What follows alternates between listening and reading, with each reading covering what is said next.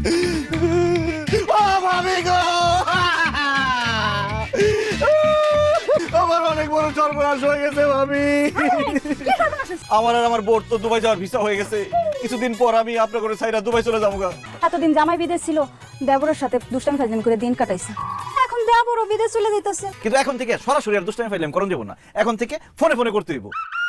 আপনাকে দুজনের রিমো নাম্বারটা দেন, 017 তারপর তাগো বাপের মাথা। এই তুমি দাঁড়া দাঁড়া ডাইনিদের সাথে কথা বলতেছো কেন? আমি তোমার জন্য বাড়িতে অপেক্ষা করতেছি। আমি আমার মোবাইল থেকে তাদের দুজনের নাম্বার ডিলিট করতেছিলাম, যাতে বিদেশ যাওয়ার পরে তাদের চেহারা ছবি আমার মনে না পড়ে, আর মনে পড়লো যাতে ফোন করতে না পারি। ভালো করছি। তোমাকে অনেক ধন্যবাদ, তুমি তাদের নাম্বার ডিলিট করে দিতে। এই শুনোস নাই আমার জামাই কি বলছে? আমার জামাই তোকে চেহারা ছবি সব ভুলে যেতে চায়। এই চেহারা নিয়ে যা ভাগ। এই তোর জামাই আমগো কাছ থেকে আরো ইমো নাম্বার নিতেছে।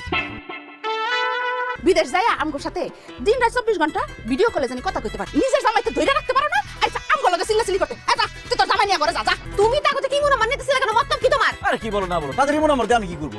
এরা চাইতেছে তোমার আমার মধ্যে একটা প্যাচ লাগাই দিতে। জান, আমাকে দুবাই যাওয়ার ভিসা হয়ে গেছে।